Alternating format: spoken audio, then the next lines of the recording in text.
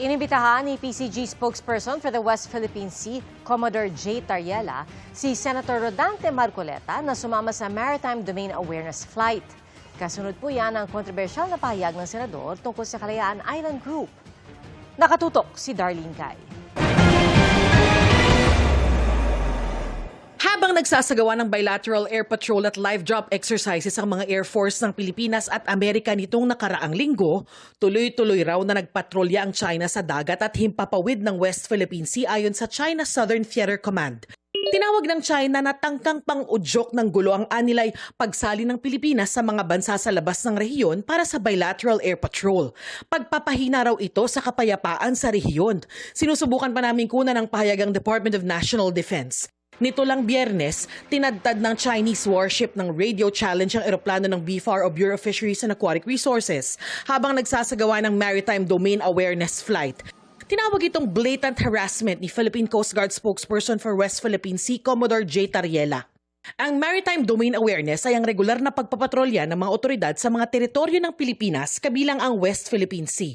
Iniimbitahan dyan ni Tariela si Senator Rodante Marcoleta, kasunod ng kontrobersyal na pahayag ng senador sa pagdinig ng Commission on Appointments noong Miyerkules na tila pagsusulong na ipamigay ang Kalayaan Island Group sa West Philippine Sea dahil wala ito sa EEZ o Economic Zone ng Pilipinas. Si Tariela na raw ang bahalang mag-ayos at sasamahan niya pa raw si Marcoleta.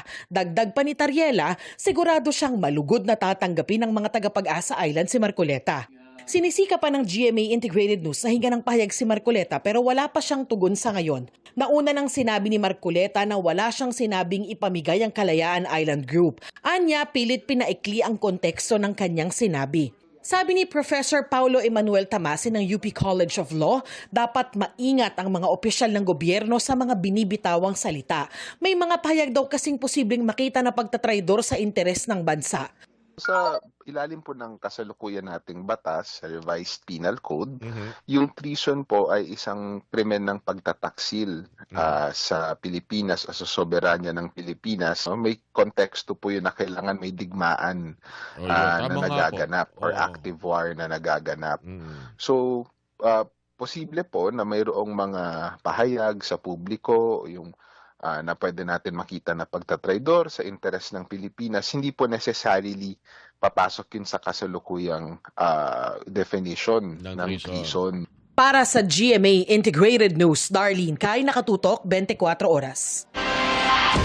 Kaugnay po na payag ng China na nagdudulot ng anyay instability o ang Joint Air Patrol ng Pilipinas kasamang Amerika, nanindigan ng AFP na ang China ang nagdudulot ng instability sa West Philippine Sea na nasa exclusive economic zone ng Pilipinas.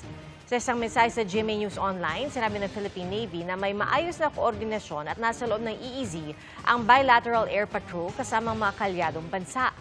Illegal din nila ang mga aktibidad ng China sa Baho de Masinloc dahil wala itong basehan sa international law.